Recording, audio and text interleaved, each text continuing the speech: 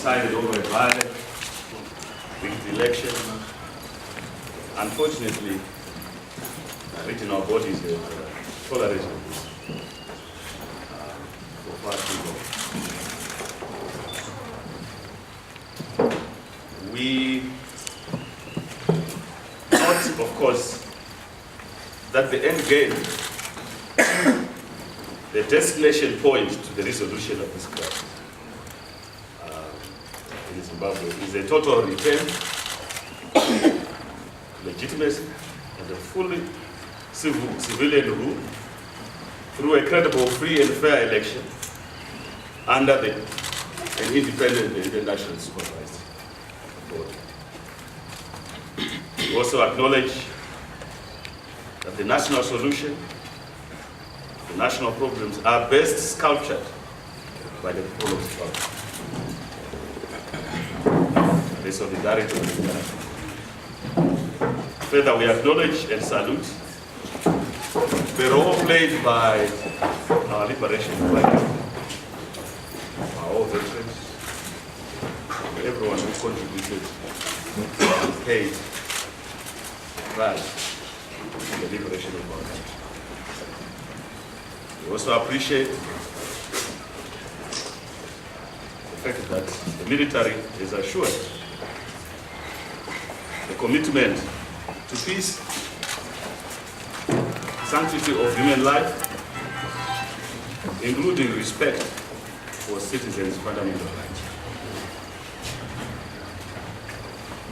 We are conscious of the fact that for the last 5 or so years, our people have endured a lot of suffering, unprecedented level.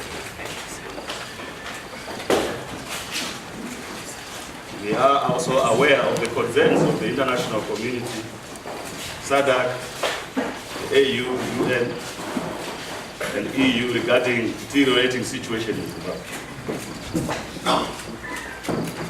We have therefore resolved and agreed on an urgent need for a roadmap to return to legitimacy that includes the following critical signposts.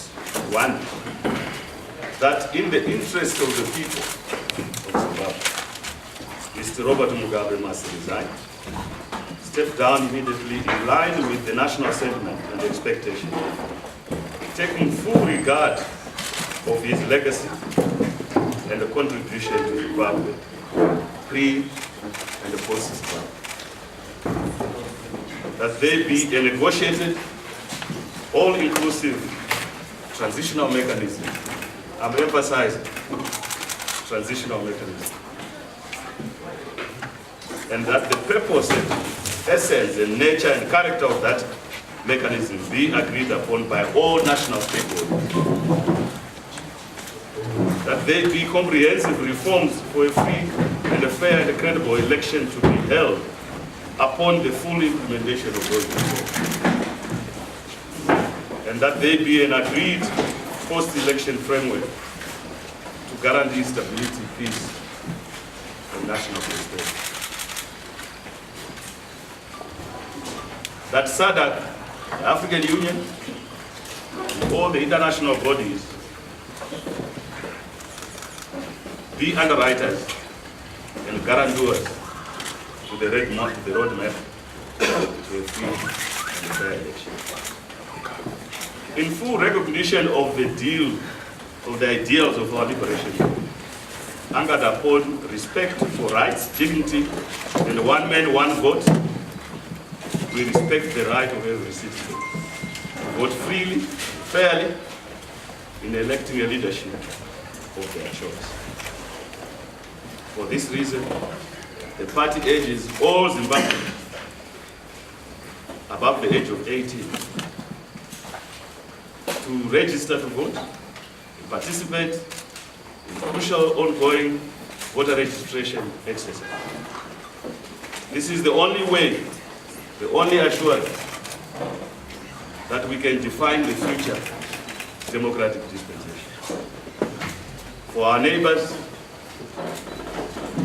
you all know what's happening, and I'm sure you will give solidarity to the people of Zimbabwe at this hour. I thank you.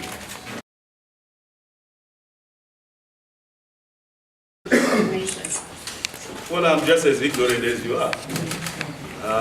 I'm not aware of the status. All I'm conscious of is that he's safe in whatever circumstances, and I hope he is kept safe. If there are any negotiations, that is between him and the military. I'm not conscious of anything wrong. Thank you very much. Listen. Yes, gestures to include you in a transitional mechanism. Have you been approached for such an arrangement? And if so approached, are you willing to take part in such a transitional mechanism? Well, first and foremost, I've stated that the solution to the national crisis needs all stakeholders, which means that if we are approached to negotiate such a process, we will participate in that process. But for now, I think it's still speculation in the social media. I've also read those kind of comments. But at the moment, nothing has been initiated yet.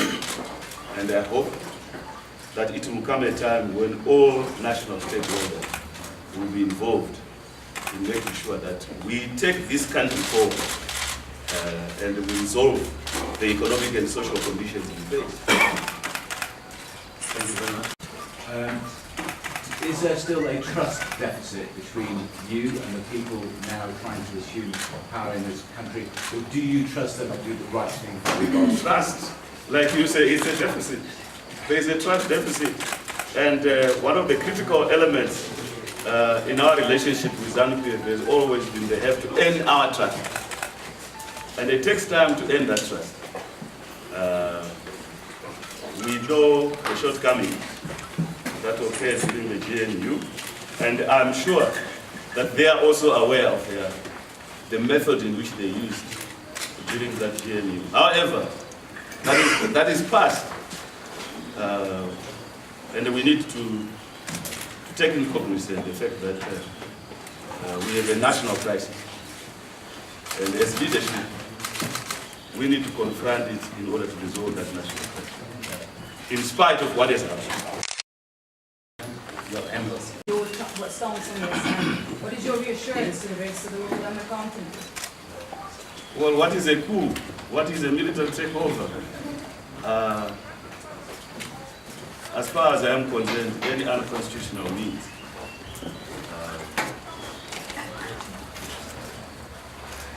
donates a situation in which anyone can conclude. I know that the military have said it's not a coup, and we believe them.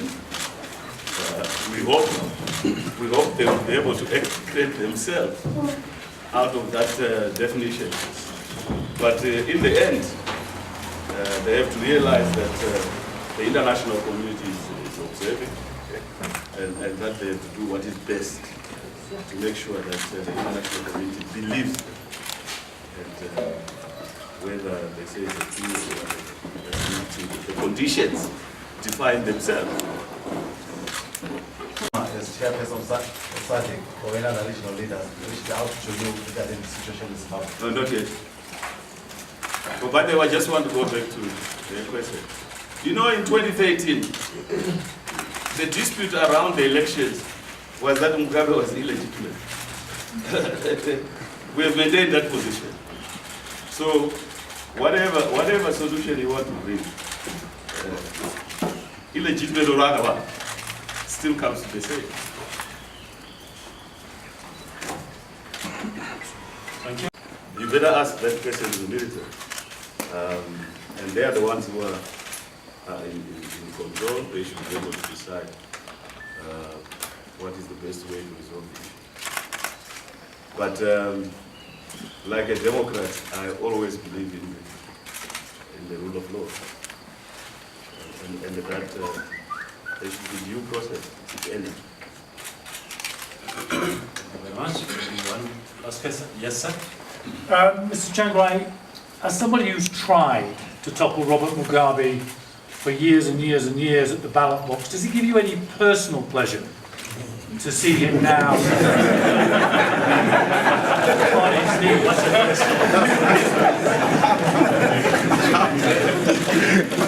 Circumstances dictate behavior. In this case, it doesn't give me pleasure at all, because I never, in the formation of the MDC, we never embarked on an undemocratic process. And to me, it was never personal. That's why we had to go into GNU together. And we spent 5 years together. It has never been a personal issue. I disagreed with him in the manner in which he was conducting elections. I disagreed with him in the manner in which he was conducting government business. And to me, it remained a principled disagreement. If I were to meet him today, I would tell him there may not even be that so-called political animosity, but it still remains a disputed area. And for me, I had wished that Mugabe would use his time to end his legacy in a positive way. So if he called you today and said, look, why don't we share power again, let's do it together, what would you say? I will ask him under what circumstances. The situation has changed. This is an extraordinary situation. I don't know in what capacity you are trying to approach me.